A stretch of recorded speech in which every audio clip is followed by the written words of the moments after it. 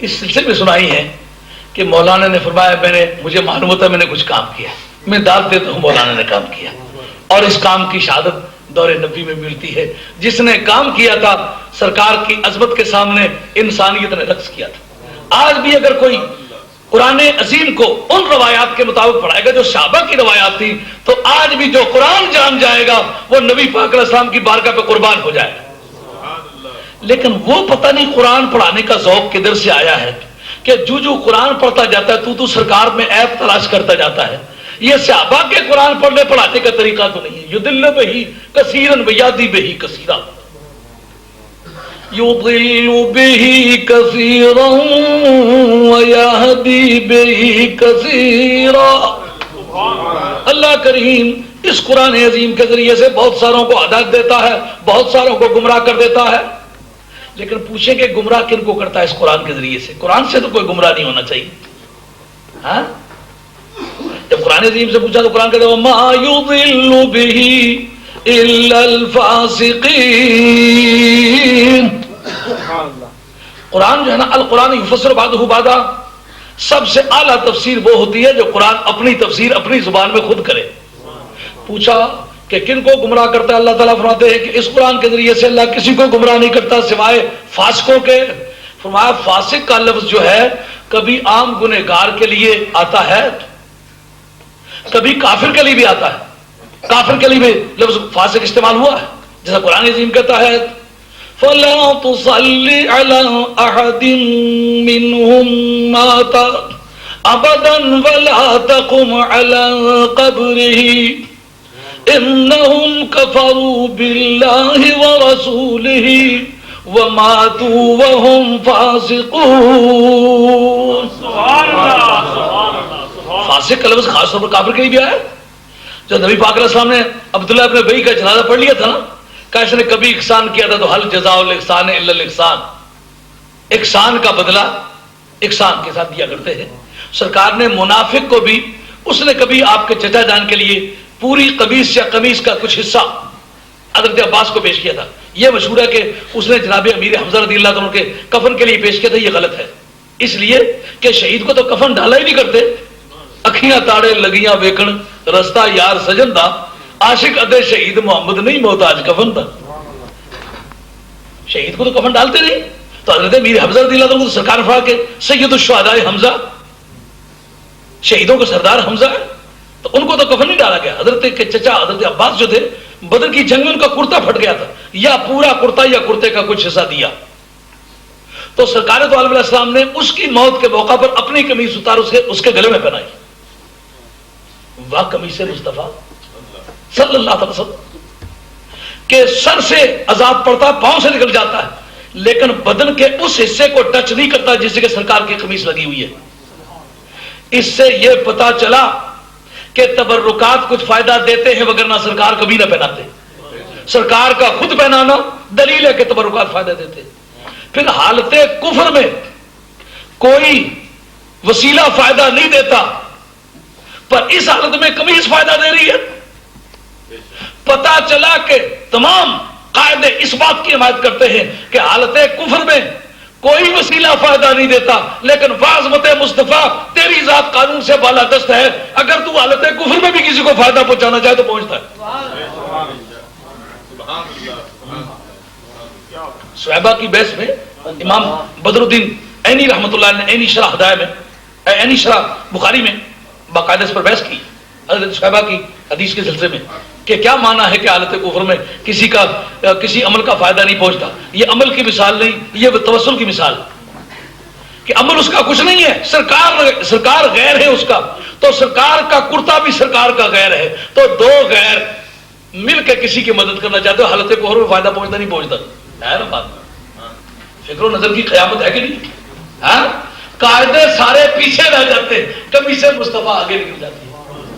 یہ وہ قمیص ہے جس کا معراج کی رات پہن کے جانا ثابت ہے، اس لیے کہ جب اتارنا ثابت ہو تو پہن کے جانا ثابت ہے، نہ اتارنا دلیل ہے پہننے کی۔ مثلا کوئی آدمی کے فلاں جلسے میں فلاں بزرگ تقریر کے لیے گئے تھے، تو اسے یہ پوچھا جائے کہ قمیص تھی کہ نہیں تھی؟ یقیناً تھی بھائی، کس دلیل سے کہتے ہو کہ اتارنا ثابت نہیں ہے؟ پہن کر جانا امر عادی ہے، امر عادی کے لیے دلیل نہیں چاہیے، اتارنا کر ثابت نہیں تو پہننا ثابت ہے، بات ختم ہوئی۔ تو جس وقت وہاں گئی تو پھر وہاں جہاں جبریل نہ بچ سکے وہاں قمیص بچ جائے، یہ قانون سے بالادستی کا نام ہے کہ نہیں؟ تو جو قمیص ان قانون کی بالادستیوں سے براء البراء ہے وہ آج بھی قانون کی پیچ و تاب سے براء البراء ہے، سرکار کی قمیص فائدہ دے رہی ہے۔ تو سرکار دو عالم علیہ السلام کی قمیص نے فائدہ پہنچا دیا، سرکار نے مہربانی فرمائی۔ تو جس وقت پروردگار نے کہا محبوب فلا تقم علی قبرہ ولا تصلی علی احد منهم مات ابدا، کبھی بھی ان میں سے بے ایمانوں میں سے کوئی مر جائے آئندہ آپ کو جنازہ پڑھنے کی اجازت نہیں، ولا تقم علی قبرہ، ان کی قبر کی زیارت بھی نہیں کرنی۔ وجہ کیا ہے جی؟ کہ انہم کفروا باللہ ورسولہ وماتوا وهم فاسقون، محبوب یہ تیرے منکر ہے، انہوں اللہ اور اس کے رسول سے کفر کیا، حالانکہ وہ نمازی تھا، اللہ سے کس نے اس نے کفر کیا؟ وہ روزے دار تھا، اللہ سے اس نے کفر کس نے کیا؟ وہ حج کرنے کا قائل تھا، اس نے اللہ سے کفر کس نے کیا؟ اذانیں کہتا تھا، اللہ سے کافر کس نے ہوا؟ اقامتیں کہتا تھا، پہلی صف میں کھڑا ہوتا تھا، اس کو کافر اللہ کے بارے میں اس کا کافر کہنے کا کیا جواز ہے؟ جبکہ اللہ کو مانتا تھا، اللہ کو وحدہ لا شریک سمجھتا تھا اور ضروریات دین کا قائل تھا۔ پھر بتائیے وہ کافر کیوں ہوا؟ کہا صحیح معنوں میں اس نے تجھے نہیں مانا اور تیرے دشمنوں سے اس کو نفرت نہ تھی، کہا جو مجھے خدا مانے، وحدہ لا شریک مانے، میری اذانیں کہے، میری اقامتیں کہے، پہلی صفوں میں کھڑا ہو، حج کرے، زکات دے، جہادوں میں جائے، پر تیرے دشمن کو دشمن نہ سمجھے، میرے کاغذوں میں وہ بے ایمان ہے۔ ماتوا وہم فاسقون، حالت فسقی میں مر گئے۔ لفظ فاسق کافر کے لیے بھی استعمال ہوا۔ اب یہ جس وقت ایک لفظ دو معنوں کے لیے استعمال ہونا شروع ہو جائے تو پھر ان دونوں معنوں میں سے ایک معنی کا تعین کرنے کے لیے قرینہ صارفہ چاہیے۔ مثلا جس وقت یہ کہیں شیر، تو شیر روزانہ کی بول چال میں بہادر کے لیے استعمال ہوتا ہے اور حقیقتاً چار ٹانگوں والے ایک درندے کے لیے استعمال ہوتا ہے۔ تو اس کے دو معنی ہو گئے، ایک چار ٹانگوں والا لمبی سی دم والا ایک درندہ، اور اس سے مراد ایک بہادر آدمی۔ تو بہادر اور درندہ دو معنی ہو گئے اس کے۔ تو جب آپ یہ کہیں کہ میں نے شیر دیکھا تو گنجائش اس بات کی بھی ہے کہ آپ نے کوئی بہادر آدمی دیکھا، گنجائش اس بات کی بھی کہ آپ نے چڑیا گھر میں دم والا جانور دیکھا۔ لیکن قرینہ صارفہ کیا ہوگا کہ آج ایک شیر کو میں نے دیکھا گھوڑے پر جا رہا تھا، میری طرف سے دیکھا، میں نے اس کو السلام علیکم کہا تو مجھ سے اس نے حال پوچھا، میں نے کہا شیر تیرا کیا حال ہے؟ تو شیر مجھے کہتا ہے ٹھیک ٹھاک ہوں۔ اب یہ قرینہ صارفہ ہے کہ اس سے مراد وہ چار ٹانگوں والا لمبی سی دم والا درندہ نہیں بلکہ بہادر آدمی مراد ہے۔ تو فاسق کے معنی گنہگار کے بھی ہوئے، فاسق کے معنی کافر کے بھی ہوئے۔ اب ہم پوچھتے ہیں پروردگار سے کہ مولا کریم اس جگہ فاسق کے تیری لغت میں کیا معنی ہے؟ کیونکہ لفظ مشترک ہے تو حالت اشتراک میں قرینہ صارفہ چاہیے تعین معنی کے لیے۔ یہ بلاغیوں کا اصول ہے۔ یہ بات میری سمجھ میں آ رہی ہے نہیں آ رہی ہے؟ میں روزانہ کی بول چال میں بات اس لیے کرتا ہوں تاکہ آپ کو سمجھنے میں دقت نہ ہو۔ یہ جس علم کی بحث کر رہا ہوں اس علم کا نام ہے علم بیان، کہ ایک لفظ کے ایک سے زیادہ معنی ہو تو ان معنوں میں سے ایک معنی کے لیے آپ اس کو فکس کرنا چاہیے کیا طریقہ ہوگا، کوئی علامت ہو جو کہے کہ اس کے یہی معنی دوسرے معنی نہیں۔ اب قرآن سے ہم پوچھتے ہیں کہ بتا تیری لغت میں یہاں فاسق سے کیا مراد ہے؟ فرمایا الذین ينقضون عهد الله من بعد میثاقہ، میری مراد ان فاسقوں سے ہے جو ينقضون عهد الله من بعد میثاقہ، جو اللہ سے کیے گئے ہوئے وعدے کو توڑتے ہیں، وَيَقْطَعُونَ مَا أَمَرَ اللَّهُ بِهِ أَن يُوصَلَ، جس کے جوڑنے کا حکم دیا ہے اس کے ادھیڑنے کا کام کرتے ہیں۔ اس قرآن کے ذریعے سے اللہ ان فاسقوں کو گمراہ کرتا ہے۔ آپ پوچھتے ہیں وہ وعدہ کیا ہے؟ امام نسوی جن کا سن انتقال 710 ہے، کنز کا مصنف اور کتاب العقائد کا مصنف، جو سنیوں کی پہلی کتاب ہے عقیدے میں، جس کی شرح عقائد لکھی ہے شرح علامہ تفتزانی رحمۃ اللہ علیہ، جن کا انتقال 791 یا 792 میں ہوا، اور وہ آدمی اپنے وقت کا علامہ زماں تھا۔ وہی آدمی صاحب منار، اصول فقہ میں سب سے پہلی کتاب سنیوں کی وہی ہے، اور تفسیر مدارک تفسیر مدارک سنیوں کی شاہکار ہے، اور کنز الدقائق یہ آپ کا متن ہے فقہ کا، فقہ کا آخری متن جو ہے وہ کنز الدقائق بعد میں شروع ہے، شرح وقایا ہے تو شرح ہے۔ ہدایہ بھی دراصل ایک کتاب کے اوپر اس کی تضمینات ہے، توضیحات ہے، تشریحات ہے، وہ بھی متن نہیں ہے، وہ بھی شرح ہے۔ تو آخری متن آپ کے پاس کنز الدقائق ہے، کنز الدقائق بھی انہوں نے لکھی، مدارک بھی انہوں نے لکھی، منار بھی انہوں نے لکھی، کتاب الحقائق بھی انہوں نے لکھی۔ یہ کہنے کا کیا مقصد؟ سنیوں کے ہاں جو تفسیر کی بنیاد مانی جاتی ہے، جو عقیدے کی بنیاد مانی جاتی ہے، جو فقہ کی بنیاد مانی جاتی ہے، اصول فقہ کی کتاب مانی جاتی ہے، ان چاروں علموں میں وہ امام ہے، اس کی کتاب میرے پاس موجود ہے، حوالہ لگا ہوا ہے کہ اس سے کون سا وعدہ مراد ہے؟ کہا وہ عظمت مصطفیٰ کا پرچار کرنے کا جو حکم ہوا تھا، وہ سارے نبیوں جس جگہ محفل جڑ جائے وہاں میرے محبوب کی تعریف کے چند کلمات ضرور کہنے۔ اس لیے ہر نبی پابند تھا خطبہ نکاح کا ہو تعریف مصطفیٰ، خطبہ استسقاء کا ہو تعریف مصطفیٰ، خطبہ جمعے کا ہو تعریف مصطفیٰ، خطبہ واز کا ہو تعریف مصطفیٰ، خطبہ نکاح کا ہو تعریف مصطفیٰ۔ کوئی خطبہ خطبے کے طور پر نہیں دیا جایا کرتا تھا جب تک کہ توحید خدا اور نعت مصطفیٰ نہ ہو، اور سارے نبی اپنی قوموں کو پابند کرتے تھے کہ اپنے اپنے وقت میں تم نے بھی تعریف کرنی ہے۔ اب جو قومیں نبی پاک علیہ السلام کی تعریف، مدح، صورت، سیرت، اخلاق، علم، عظمت، حسب، نسب، کسب، تمام کمالات کو بیان کرنے کے پابند تھے، انہوں نے نبی پاک علیہ السلام کے فضائل کو چھپانے کی مہم شروع کی۔ یہ یہودیوں کے بارے میں ہے کہ یہودیوں نے اس قرآن عظیم کے بارے میں جو تعلیمات ان کے پاس موجود تھی اور جو ان کے ہاں تعلیمات نبی پاک علیہ السلام کی صورت یا سیرت کے بارے میں موجود تھی، جو اس وعدے کو توڑ رہے ہیں۔ آئے قربان جاؤں، جب یہ بات یہودیوں کے متعلق ہے تو قرآن میں کس طرح ہے؟ قاعدہ کیا ہے؟ فَإِنَّ تَرَتُّبَ الْحُكْمِ عَلَى الْوَصْفِ يُشْعِرُ بِعِلِّيَّتِهِ لَهُ۔ بیضاوی کا متن ہے کہ جس وقت کوئی حکم کسی شخص پر ہو تو شخص سے مراد ہوتی ہے، جب کیٹیگری پر ہو تو شخص مراد نہیں ہوتا۔ اس کیٹیگری کے جتنے شخص پیدا ہو چکے وہ بھی مراد ہے، اور آئندہ قیامت تک اس کیٹیگری کے جو آئیں گے وہ بھی مراد ہے۔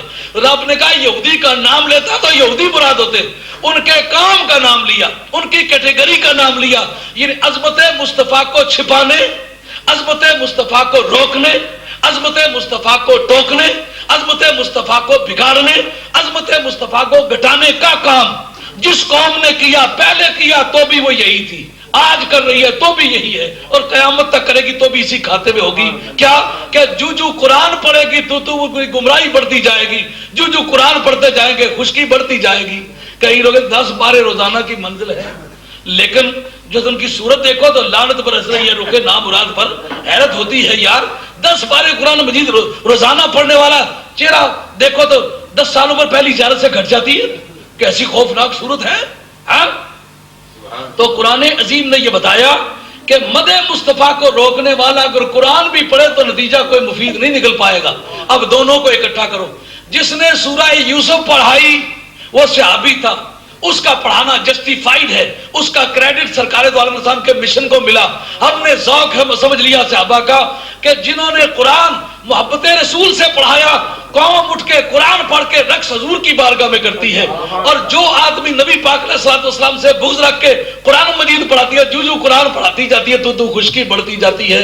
اب دور حاضر میں آپ فیصلہ کر لیں کہ حضرت مصعب ابن عمیر کے گروپ کا کون ہے اور ان کے گروپ کا کون ہے جنہوں نے عظمت مصطفیٰ کو روکا۔ اعلیٰ حضرت فاضل بریلوی رحمۃ اللہ علیہ فرماتے ہیں کرے مصطفیٰ کی احانتیں کھلے بندوں ان پہ یہ جرأتیں، کرے مصطفیٰ کی احانتیں کھلے بندوں ان پہ یہ جرأتیں کہ میں کیا نہیں ہوں محمدی، ارے ہاں نہیں، ارے ہاں نہیں، ارے ہاں نہیں، ارے ہاں نہیں، کرے مصطفیٰ کی احانتیں۔ حضرت رحمۃ اللہ نے نام نہیں لیا کا قرآن عظیم نے بھی نام لے لیا، کیٹیگری وائز قرآن نے بات کی، میں بھی کیٹیگری وائز بات کرتا ہوں، نہ پہلے مراد ہے نہ پچھلے مراد ہے، کیٹیگری مراد ہے۔ اگر آج سے 10,000 پہلے اس کیٹیگری کے لوگ گزرے تو جس طرح آج کے لوگ اس کیٹیگری کے لوگ بے ایمان ہیں، آج سے 10,000 برس پہلے بھی اگر اس کیٹیگری کے لوگ گزرے تو بے ایمان تھے۔ اگر آج کے 10,000 برس بعد بھی اگر پیدا ہوں گے کیٹیگری یہی ہوگی تو وہ آج کے بعد بھی بے ایمان ہوں گے کہ کرے مصطفیٰ کی کل بند ان پہ یہ جرأت ہے کہ میں کیا نہیں ہوں محمدی، ارے ہاں نہیں، ارے ہاں نہیں، ارے ہاں نہیں، ارے ہاں نہیں۔ قرآن کہتا ہے وَمَا يُضِلُّ بِهِ إِلَّا الْفَاسِقِينَ الَّذِينَ ينقضون عهد الله من بعد ميثاقه۔ بڑا پختہ وعدہ ہے، پختہ من بعد میثاق۔ ایک بات اگر عرض کروں کہ قرآن عظیم اس کے ساتھ من بعد میثاق عہد جو کہہ دیا، میثاق جو ہے یہ اس میں اعلیٰ کا بھی یہ وزن ہے اور یہ مصدر کا بھی وزن ہے، یہ مصدری معنی میں ہے۔ اس کو پختہ کرنے کے بعد وہ کس طرح جو نبی پاک علیہ الصلوۃ والسلام کے وَإِذَا أَخَذَ اللَّهُ مِيثَاقَ النَّبِيِّينَ لَمَّا آتَيْتُكُم مِّن كِتَابٍ وَحِكْمَةٍ ثُمَّ جَاءَكُمْ رَسُولٌ مُصَدِّقٌ لِّمَا مَعَكُمْ لَتُؤْمِنُنَّ بِهِ وَلَتَنصُرُنَّهُ قَالَ أَأَقْرَرْتُمْ وَأَخَذْتُمْ عَلَىٰ ذَلِكُمْ إِصْرِي قَالُوا أَقْرَرْنَا قَالَ فَاشْهَدُوا وَأَنَا مَعَكُمْ مِنَ الشَّاهِدِينَ۔ اللہ نے اپنے بارے میں کہا کہ أَلَسْتُ بِرَبِّكُمْ، کیا میں تمہارا خدا نہیں ہوں؟ قالوا بلا، ہاں ہاں کیوں نہیں، اتنی بات پر بات ختم ہو گئی۔ لیکن جب سرکار کی باری آئی تو باتیں کو پختہ کیا، پتا چلا کہ توحید کے بارے میں زیادہ تاکید کی ضرورت نہیں، اس لیے کہ جو جناب مصطفیٰ کو پہچان جائے گا توحید کے بارے میں اس کو کوئی غلطی لگے ہی نہیں۔ لیکن سرکار کے بارے میں کیوں پختگی کی؟ فرمایا اس میں لوگ بہت سارے پھسلیں گے، تاکید کی ضرورت وہاں ہوتی ہے جہاں پھسلاوا ہو۔ معلوم ہوا عظمت مصطفیٰ کے بارے میں پھسلاوا بہت تھا، اس لیے رب نے نبیوں سے یہ بات پکی کی۔ قال اقررتم، وہ کیا بتاؤ کہ تم نے اقرار کر لیا کہ نہیں؟ قالوا اقررنا، کہا ہم نے اقرار کر لیا۔ قال فشہدوا، یہ بات کو پکا کیا جا رہا ہے۔ وہ ایک دوسرے پر گواہ بن جاؤ، 1,24,000 سے کم و بیش ہو، ایک دوسرے پر گواہ بن جاؤ۔ جب ایک کیس کے 1,24,000 سے کم و بیش زیادہ گواہ ہو جائے پھر کوئی حاجت رہ جاتی ہے؟ نہیں رہتی۔ لیکن اب کہتا ہوا انا معکم من الشاہدین، او محبوب تیرے کیس کا میں خود بھی گواہ بنتا ہوں۔ آئے کتنا پیارا ہے مولا کریم، کہا تیرا رب بن کے بھی رب کہلایا، تیرا خالق بن کے خالق کہلایا، اب تیرا چاہنے والا بن کر کے ہم نے محب بھی کہلایا، پر آج تیرے گواہوں میں شامل ہو کر کے تیرے گواہ بھی کہلا رہے ہیں۔ مولا کریم کو کتنا پیارا۔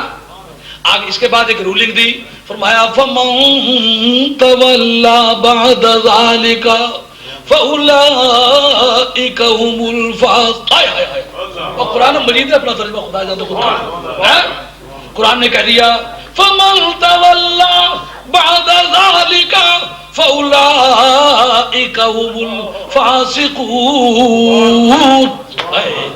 خواہ دوستو اس بات کو مانو یا نہ مانو، آپ کو یہ بات یاد رکھنا پڑے گی کہ تحقیق کا یہ میزان آپ کو زندگی میں بعضی وقت ملے گا، ہر وقت نہیں ملے گا۔ فاسق کی تفسیر شروع ہے نا، نبی پاک کی عظمت کے بارے میں کوتاہی کرنے والا، بگاڑنے والا، خراب کرنے والا قرآن کی بولی میں فاسق کہلاتا ہے۔ اور کہا وما یضل بہ الا الفاسقین، اللہ اس کے ذریعے سے صرف فاسقوں کو گمراہ کرتا۔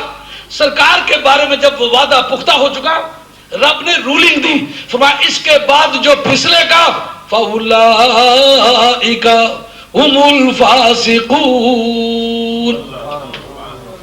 اس کے بعد جو عظمت مصطفیٰ کے میدان میں پھسلے گا وہ لوگ فاسق ہیں۔ کیوں جناب قرآن اپنی تفسیر خود کر رہا ہے کہ نہیں کر رہا؟ إِنَّهُمْ كَفَرُوا بِاللَّهِ وَرَسُولِهِ وَمَاتُوا وَهُمْ فَاسِقُونَ۔ عبداللہ ابن ابی کو کہا کہ وہ فاسقوں میں سے ہے، اس لیے اس طرح کے کسی بھی آدمی کے جنازے میں نہیں جانا، نہ اس کی قبر پر فاتحہ پڑھنے جانا، نہ قبر کی زیارت کرنی ہے. ہاں اس کو بھی فاسق کہا. اور جو کہا کہ قرآن عظیم کے ذریعے سے اللہ نہیں گمراہ کرتا مگر فاسقوں کو. جب نبی پاک علیہ السلام کے زبان کا ذکر آیا تو فرمایا فَمَن تَوَلَّى بَعْدَ ذَلِكَ فَأُولَئِكَ هُمُ الْفَاسِقُونَ. جو اس کے بعد یہ عظمت مصطفیٰ کا جو عہد ہم نے تم سے لیا ہے، جو اس میں سے پھسلے گا یہ تعلیق ممکن بالمحال ہے. ہاں وہ فاسقوں میں شمار ہوگا. یہ نبیوں کو کہا جا رہا ہے. اندازہ کریں قرآن نے اپنی بولی میں بتا دیا عظمت مصطفیٰ کے سلسلے میں خیانت کرنا، اس میں ڈاما ڈول ہونا یہ فسق ہے. اور قرآن عظیم کسی کو گمراہ نہیں کرے گا. گمراہ کرے گا تو اسے کرے گا جو عظمت مصطفیٰ کے بارے میں مخلص نہیں ہوگا. اب پھر مجھے کہنے دو کہ کرے مصطفیٰ کی احانتیں کل بندوں ان پہ یہ جرأتیں کہ میں کیا نہیں ہوں محمدی. ارے ہاں نہیں، ارے ہاں نہیں، ارے ہاں نہیں، ارے ہاں نہیں. ایک دوسرے باب میں یوں فرمایا ذکر رو کے فضل کاٹے نقص کا جو یار ہے. ذکر رو کے فضل کاٹے نقص کا جو یار ہے. پھر کہے مرد کے ہوں امت رسول اللہ کی. پھر کہے مرد کے ہوں امت رسول اللہ کی. بات کرتے کرتے بہت دور نکلایا. بات مولانا نے چھیڑی تھی کہ آدمی کھڑے ہو گئے میں سمجھتا ہوں کچھ کام کیا ہے. اس پر میں نے عرض کیا ہے کہ سورہ یوسف پہلا حصہ تھا قرآن عظیم کا جو مدینہ شریف گیا پڑھایا مصعب ابن عمیر نے. نتیجہ سرکار کی محبت میں رقص. پتا چلا کہ کوئی ذوق سے جب قرآن پڑھائے تو سرکار کی بارگاہ میں انسانیت رقص کرتی ہے. اور دوسرا پہلو دکھلایا کہ قرآن مجید کو اس ذوق سے پڑھنے والے کے جو قرآن پڑھے سرکار کے بارے میں باغیانہ رویہ اسے پیدا ہو. وہ ما یضل بہ الا الفاسقین. فاسقین کی تفسیر میں دو شہادتیں پیش کی ہیں. ایک وہ آدمی جو پہلی صفوں میں کھڑے ہو کے نماز پڑھتا تھا اس کو رب نے فاسق کہا. دوسرا نبیوں سے وعدہ پختہ کیا فرمایا جو بھی عظمت مصطفیٰ کے بارے میں پھسلے گا فاسق وہ ہوگا. پتا چلا عظمت مصطفیٰ کے بارے میں خیانت یہ فسق ہے. اور فسق رکھنے والے کو قرآن سے فائدہ نہیں ملے گا. جو پڑھے گا اس کے باغیانہ جذبات پرورش پائیں گے. تو بات یہاں کر کے ایک نتیجے پر پہنچائی کہ آپ قرآن عظیم کو پڑھتے وقت یہ ضرور دیکھیں کس سے پڑھ رہے. اگر اس سے قرآن پڑھ کے ادب اور محبت کے جذبات ابھرتے ہیں تو معلوم ہے کہ آپ مصعب ابن عمیر کی طرز پر قرآن مجید پڑھ رہے ہیں اور پڑھا رہے ہیں. اور جو قرآن پڑھ رہے ہیں تو سکھوں کے بارے میں تو مثبت جذبات آپ کے سینے میں ابھرے ہیں. اندرا گاندھی کے بارے میں تو آپ کے دل میں اچھے خیالات آئے. اور کنہیا کے جنم کا حلوہ تو آپ کو موافق پڑنے لگ جائے. کالا کوا تو آپ کے سیدے میدے پر موافق ٹھہرے. میلاد کے حلوے کے بارے میں آپ کے دل میں دماغ میں بری رائے آئے. سرکار کے میلاد کے نام سے اکٹھ ہو آپ کے دماغ میں اچھی رائے نہ آئے تو آدمی سمجھنے پر مجبور ہے پڑھتا قرآن ہے لیکن صاحب قرآن سے دور ہی کیوں ہوتا جا رہا ہے. نہیں جنہوں نے کبھی محبت سے قرآن مجید پڑھا تھا انہوں نے اول سے آخر تک قرآن مجید مطالعہ کیا تو کام میں صدقے ہاں اس سونے تو جیڑا شہر مدینے دباشی موصوف خدا لم یزلی نزل القرآن بمدحدی نزل القرآن بمدحدی نزل القرآن بمدحدی. نہ دیکھی کچھ کتابیں کسی وقت مطالعہ سے کبھی پڑھایا کرتا تھا تو ایک بحث آئی کہ لفظ غیر اور لفظ مثل مضاف ہو تو معرفت کے درجے کو نہیں پہنچتا. یہ علماء کی بولی کا ایک اصطلاح ہے کہ قاعدہ یہ ہے کہ کسی معرفے کی طرف مضاف ہو تو ہر نکرہ معرفہ بن جاتا ہے. یہ نہ جانا ہوا جب جانے ہوئے کے ساتھ اٹیچ ہو جائے پوزیسو کیس بن جائے تو معرفت حاصل ہو جاتی ہے. نہیں سمجھ آئی. نوکر ایک نہ جانی ہوئی شے ہے. चौधरी खादम का नौकर, तो खादम पहचाना हुआ तो नौकर पहचाना हुआ है। कार एक कॉमन नाउन है, लेकिन जब कह दिया जाए सैयद जायद हुसैन शाह साहब की कार, तो ये पहचाने हुए कार पहचानेगी कि नहीं? आप किससे पूछो कि ग्रामेटिकली सैयद जायद हुसैन शाह साहब की कार ये प्रॉपर नाउन है या कॉमन नाउन है? कोई नहीं कह सकता ये कॉमन नाउन है, ये प्रॉपर नाउन है। क्योंकि किसी प्रॉपर नाउन के साथ पोजेसिव केस बन जाए तो कॉमन नाउन जो है वो प्रॉपर नाउन बन जाता है। नकिरा के माना न दानिस्तन और मारिफा के माने दानिस्तन, जो न जाना हुआ होता है वो जाना हुआ हो जाता है। पर लफ्जे मिसल अगर मुजाफ हो जाए मिसल, तो वो मारिफा नहीं बनता। हाय हाय यारो, ये जो मौलवी हजरात पीछे बैठ जाते से बड़ी बदमस्ती होती है, वो तो मेरे टारगेट में हो, ये बड़े इल्म की बात है। लफ्जे मिसल मतलब कहते हैं आपकी मिसल, मारफा तो उसे कहते नहीं जिसमें दूसरा शरीक कोई ना हो, तन्हा हो। हाँ, तो आपकी मिसल अगर हजारों आदमी हो तो फिर मारफा किस तरह बनेगा? समझ आएगी बात? लफ्जे गैर के मारफा होने की मिसाल, दो मुतजाद के दरमियान गैर आए तो मारफा बनता है। जैसा गैर मखदूबे अलैहिम, अगर अनअमत अलैहिम पहले ना आया हुआ होता तो फिर गैर मखदूबे जो है मारफा न बनता। गैर जो है मारफा इस सारे से बना है कि अनअमत अलैहिम पहले आया हुआ है। ये गैर मारफा है। जो सूरह फातिहा शरीफ में लफ्जे गैर है ये मारफा है, क्योंकि दो मुतजाद के दरमियान, दो अपोजिट्स के दरमियान आया हुआ है, इसलिए ये मारफा। इस गैर लफ्जे गैर बैस नहीं, लफ्जे मिसल बैस है। मिसल जिस वक्त मुजाफ किसी ऐसे की तरफ जो मारफा हो तो लफ्जे मिसल मारफा नहीं बनता। क्यों? उसका तशख्खुस, उसकी डिस्टिंक्शन, उसका इम्तियाज हासिल नहीं होता। बात समझ नहीं आई? मतलब कहते शाह साहब की मिसल, तो शाह साहब की मिसल हजारों आदमी हो सकते हैं, तो वो एक आदमी होता तो मारफा बनता ना। अब अगर हजारों आदमी है शाह साहब की मिसल, तो फिर मारफा किस तरह बनेगा? मारफा उस वक्त होगा जब उसमें कोई शरीक ना हो, वो अकेला पहचाना हुआ होगा। तो जो सरकार ने कहा कि इन्नमा अना बशरुम मिसलुकुम, मैं बशर हूं पर तुम्हारी मिसल हूं, और लफ्जे मिसल से मार्फत तो हासिल होती नहीं, यानी मैं तुम जैसा हूं पर मुझे पहचान नहीं सके हो, मैं तुम जैसा होकर भी तुम्हारी समझ में नहीं आया हो। तो अजमत मुस्तफा का तो राज ऐसा है कि सारी जिंदगी लोगों की तलाशों में गुजर गई, लोग किसी वाज़े नतीजे पर न पहुंच सके। हजरत यूसुफ इब्न इस्माइल लवानी रहमतुल्लाह का सरकार की जात मुबहमात में से है, सरकार की जात मुतशाबिहात में से है, यानी नबी पाक अलैहिस्सलातु वस्सलाम की हकीकत हक्का को जाते बारी के बगैर सही मानों में पहचान ही कोई नहीं सका। सरकार की जात का इहाता कोई नहीं कर सका। जितना बताया है उतना मानो, लेकिन आखिरी सरात में मुकर्रर मत करो।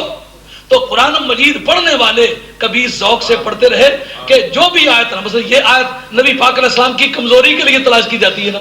जब आले मोहब्बत ने इसे देखा तो कहा मिसलोकुम से जो तुमने मतलब लेना चाहा वो नहीं निकलता, तुम अपने बराबर का माना बता रहे हो, तुम्हें हम कहेंगे पूरी दुनिया में लफ्ज़े मिसल से बराबर के माना लाओ। लफ्ज़े मिसल बराबरी के लिए आता ही नहीं है। कहा कि ईसा अलैहिस्सलाम आदम अलैहिस्सलाम की सी है, तो कैसे बराबरी लाजम आती है? उनका सिर्फ बाप नहीं है, लेकिन आदम अलैहिस्सलाम के माँ बाप दोनों भी नहीं है। ईसा अलैहिस्सलाम की मिसाल आदम अलैहिस्सलाम की है, क्या बराबर है उनके साथ इस माने में क्या उनका असल और फरा दोनों ना हो? हजरत ईसा अलैहिस्सलाम के सिर्फ बाप नहीं है, उनके माँ बाप दोनों नहीं है। मुमासलत में तो किसी एक चीज में शिरकत काफी है। वो क्या शिरकत है? वो इलाहुकुम इलाहुन, वाकई तुम्हारा और मेरा खुदा एक है। मुमासलत इसमें है कि तुम्हारा भी खुदा वही है, मेरा भी खुदा वही है। रह गई बात यह कि मिसल हूं, मिसल मुजाफत तो मार्फा बनता ही नहीं, ये पहचाना जाता ही नहीं। मैं तुम्हारी मिसल हूं, एक हो, दो हो, चार हो, छह हो, एक मार्फे की तरफ मुजाफ हो तो इजाफत से मार्फत हासिल होती है। तो जब कुम मुखातब भी वो है जो मुबहम है और जो मुजाफ है वो भी मुबहम है, तो दो इबहाम मिल जाएं तो मुजाद कैसे तस्लीम होती है? तो आले दिल कहते हैं इसके माना ये निकले कि सूरत बशरी लेकर के आया हूं, लेकिन मिसलोकुम ने बता दिया मैं तुम्हारे जैसा नहीं हूं, क्योंकि लफ्ज़े मिसल से मार्फत हासिल नहीं होती। इस बात से भी तुम मुझे पहचान नहीं सके।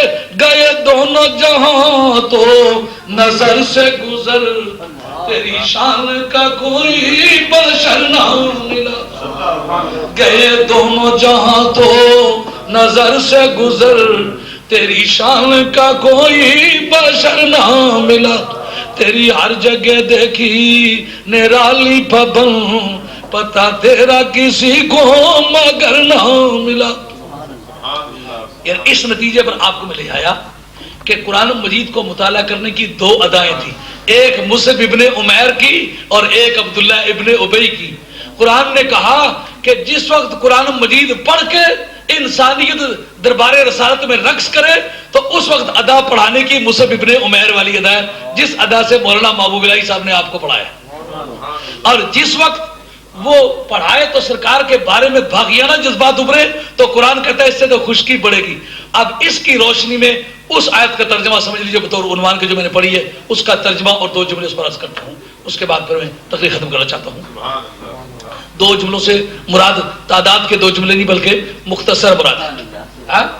یا ایھا النبی، اے نبی، اے غیب کی خبریں سنانے والے، انا ارسلناک، بے شک ہم نے آپ کو بھیجا، شاہدا و مبشرا و نذیرا و داعیا، در آن حال کے آپ گواہ تھے، مبشرا و نذیرا، خوشخبری سنانے والے تھے اور ڈرانے والے تھے، و داعیا الی اللہ، اور اللہ کی طرف بلانے والے تھے، باذنہ، اس کے حکم، اس کی اجازت سے۔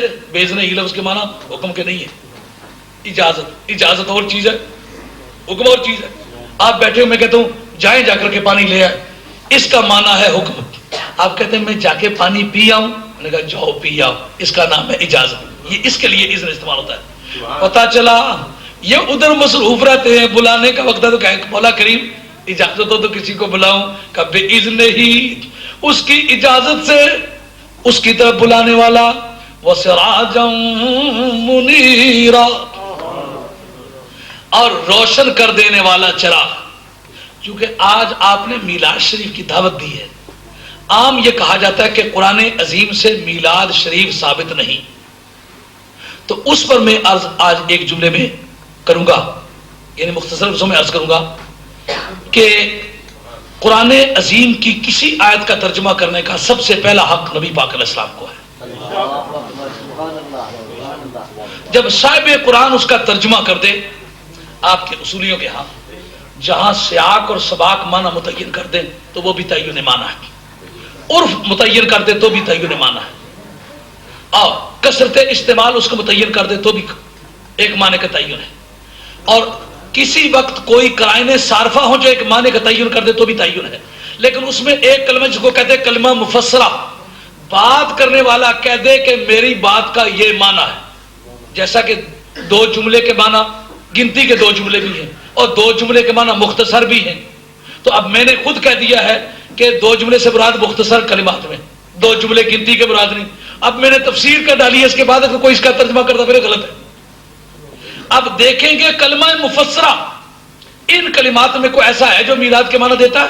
اگر میلاد کے معنی دیتا ہے تو پھر ہم کہیں گے کہ میلاد قرآن کے لفظوں سے ثابت ہے۔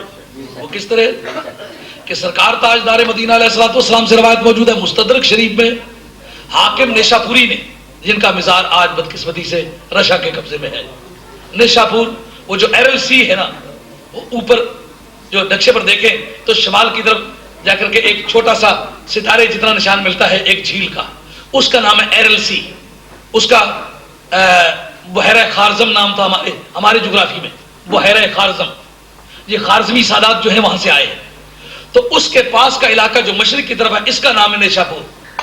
امام مسلم نیشاپوری جو ہے، مسلم شریف جن کی حدیث ہے، یہ بھی اسی علاقے کے رہنے والے ہیں، اور امام نسائی جو ہیں یہ بھی اسی علاقے کے رہنے والے ہیں، امام بہقی جو ہیں یہ بھی اسی علاقے کے رہنے والے ہیں، امام حاکم یہ بھی اسی علاقے کے رہنے والے ہیں، یعنی علم کا ایک بڑا حصہ ہمارا اس علاقے کا رہنے والا ہے جو آج رشک کے قبضے میں ہے۔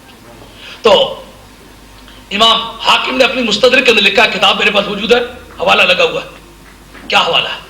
نبی پاک علیہ الصلوۃ والسلام نے فرمایا، جو حضرت ابراہیم علیہ الصلوۃ والسلام نے دعا فرمائی تھی کہ مولا کریم بیت اللہ میں بنا چکا ہوں، اس کو بسانے والا نور اللہ تو بھیج دے، ربنا وابعث فیہم رسولا،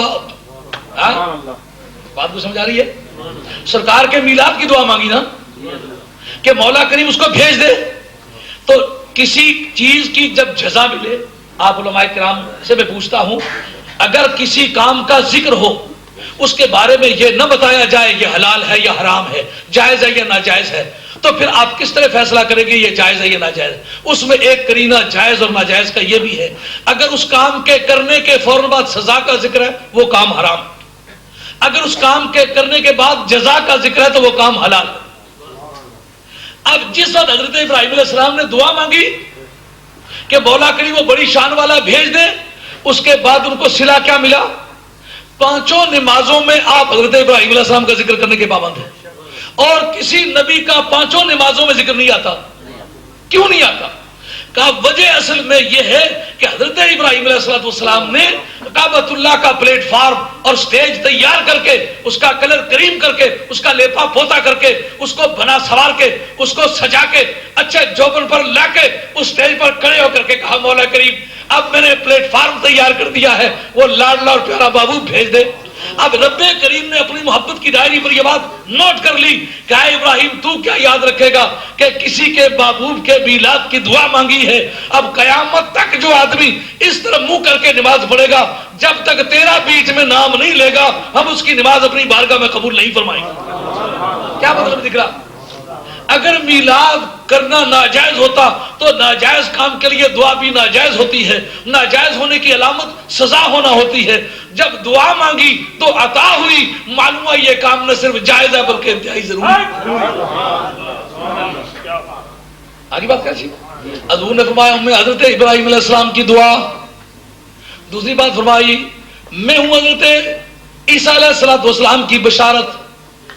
عیسیٰ علیہ السلام کی بشارت مبشرم برسولی یاتی من بعد اسمہ احمد، میں رسول کی خوشخبری سنانے والا بن کر کے آیا ہوں جو میرے بعد آئے گا جس کا نام نامی اس میں نامی احمد ہے.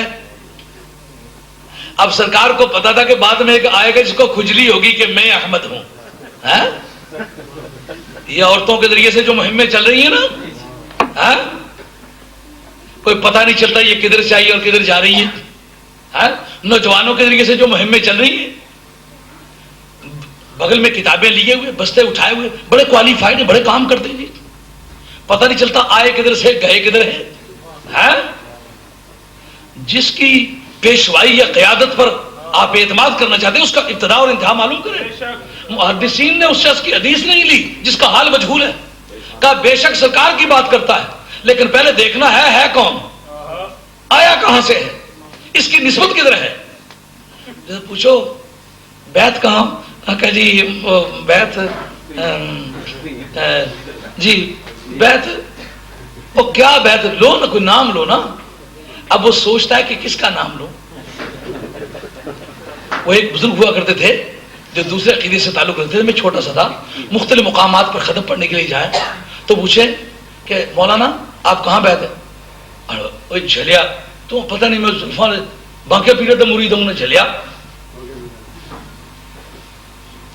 دوسری جگہ گئے دربار علی گولڑا شریف کے مرید، اور جھلیا اس باقی پیر دا مرید ہوں نا، اساراکی پیر دا مرید ہوں نا. تیسری جگہ گئے تو جلال پور شریف کا نام لیا، چوتھی جگہ گئے تو دربار علی موڑا شریف کا نام لے لیا. تو بالآخر میں نے ان سے پوچھا، میں چھوٹا سا تھا، وہ میرے مطلب سمجھ رہا کہ اس کو کوئی سمجھ نہیں ہے. میں نے پوچھا یہ بیعت تو ایک جگہ ہونے کی چیز ہے، یہ 5-6 جگہ آپ نے بتائی ہے، آپ اصل میں مرید کس کے؟ جھلے سیدہ میں کدوں بھی مرید ہوں، میں اپنے گھروں ہی مرید ہوں.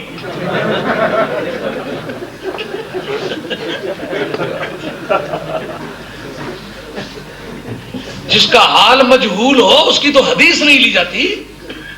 یہ کس چکر میں ہو محض ایک بستہ دیکھ کے، ایک پرس دیکھ کے، ایک تھیلا دیکھ کے پیچھے چل پڑتے ہو.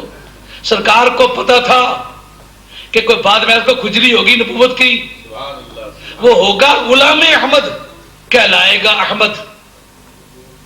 یاد رکھو اگر کوئی یہ کہہ دے کہ جاءنی غلام زیدن، میرے پاس زید کا غلام آیا، تو اس سے مراد زید کا آنا مراد نہیں ہوا کرتا، زید کے غلام کا آنا مراد ہوتا ہے. تو دیکھ تیرا نام احمد نہیں ہے، تیرا نام غلام احمد ہے. غلام احمد کے بارے میں کوئی بات بتا، رہ جاتی ہے بات. سرکار نے یہ بات حضرت عیسیٰ علیہ السلام کی زبان سے تعبیر فرمائی تو عیسیٰ علیہ السلام نے محمد کیوں نہیں کہہ دیا؟ اصل میں ان کا وطن کا تعلق حضرت جبریل امی کی پھونک سے بنتا ہے. پھونک آسمان سے آئی تھی. آسمان میں جو بولی جاتی تھی انا احمد فی السماء و محمد فی الارض. آسمانوں کے رہنے والے مجھے احمد کہتے ہیں, زمین کے رہنے والے مجھے محمد کہتے ہیں. تو آدمی جوش ذوق اور محبت کے عالم میں اپنے وطن کی بولی بول جاتا ہے. عیسیٰ علیہ السلام کی بات بھی تمام ہوئی. تیسرا فرمایا سرکار نے کہ میں ہوں اپنی والدہ ماجدہ کا وہ خواب جو انہوں نے اپنے پیٹ میں نور دیکھا تھا. یہ مستدرک شریف کا متن عرض کر رہا ہوں. میں ہوں وہ اپنی والدہ کا خواب جو انہوں نے اپنے پیٹ میں نور دیکھا تھا, اور سارے نبیوں کی مائیں اپنے پیٹوں میں نور خواب میں دیکھا کرتی تھی زمانے امید میں. اب جب سارے نبیوں کی مائیں دیکھا کرتی تھی اور آپ کی والدہ نے بھی اسی طرح دیکھا, تو پھر آپ میں اور باقی انبیاء علیہ السلام کی ماؤں میں ماں بہ امتیاز یعنی فرق اور ڈفرنس کیا ہوا؟ تو سرکار دو عالم علیہ السلام ارشاد فرماتے ہیں کہ میری ماں میں اور باقی انبیاء علیہ السلام کی ماؤں میں واقعاتی فرق یہ ہے. یہ میرے اپنے کلمات ہیں, آپ کو سمجھانے کے لیے عرض کرتا ہوں کہ باقی نبیوں کی مائیں جو ہیں وہ صرف عالم خواب میں دیکھا کرتی تھی. میری ماں اس معنی میں برابر ہے کہ اس نے بھی خواب میں نور اپنے پیٹ میں دیکھا, لیکن میری ماں کا امتیاز یہ ہے جس طرح اس نے خواب میں دیکھا اس طرح میری پیدائش کے وقت میری والدہ نے جاگتے ہوئے نور دیکھا, اور اس پر سرکار نے یہ آیت پڑھی وَسِرَاجًا مُنِيرًا. ہاں بھائی, یہ مستدرک شریف کی کتاب التفسیر ہے جس پر قرآن نازل ہوا. وہ تفسیر کرتے ہوئے اپنے میلاد کی تعبیر ان معنوں میں کر رہا ہے وَسِرَاجًا مُنِيرًا, او نور بانٹنے والا چراغ. یعنی تم تو اس چکر میں پڑے ہوئے ہو کہ سرکار خود بھی نور ہے کہ نہیں. فرمایا وہ نور بھی ہے, وہ منیر بھی ہے. نور وہ ہوتا ہے جو خود روشن ہو, منیر وہ ہوتا ہے جو دوسروں کو بھی نور عطا کرے. وہ صرف نور ہی نہیں بلکہ منیر بھی ہے. وہ نور خود بھی چمکتا ہے, لوگوں کو بھی چمکاتا ہے. چمک تجھ سے پاتے ہیں سب پانے والے, تجھ سے پاتے ہیں سب پانے والے, چمک تجھ سے پاتے ہیں سب پانے والے, چمک تجھ سے پاتے ہیں سب پانے والے, چمک تجھ سے پاتے ہیں سب پانے والے. میرا دل بھی چمکا دے چمکانے والے, میرا دل بھی چمکا دے سب. تکبیر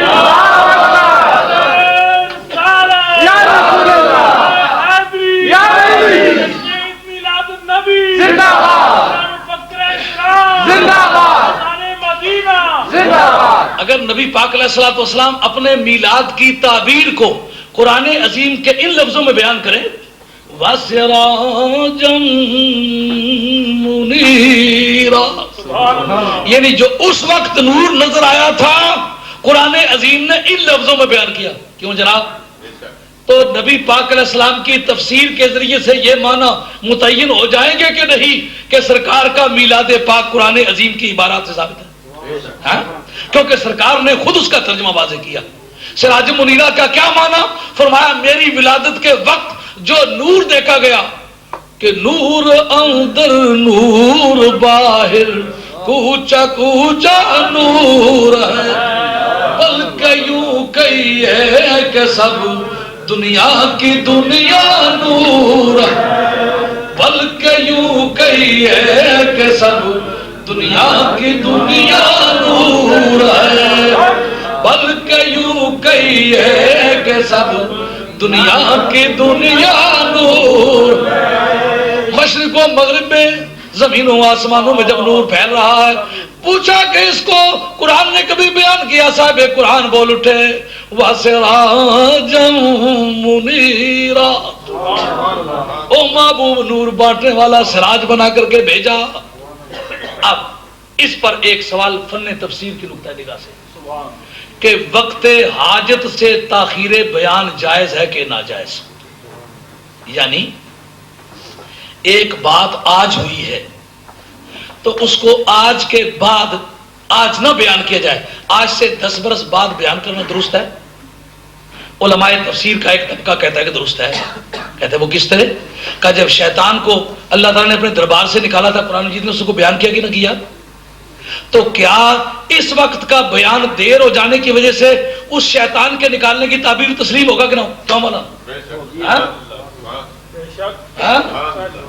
جو پروردگار عالم نے حضرت آدم علیہ السلام کے پیدا کرنے کے بارے میں تعبیرات ارشاد ہوئے، وہ واقعہ تو اس وقت گزرا ہے جب رب کریم نے فرشتوں سے ذکر کیا، واقعہ تو اس وقت ہوا.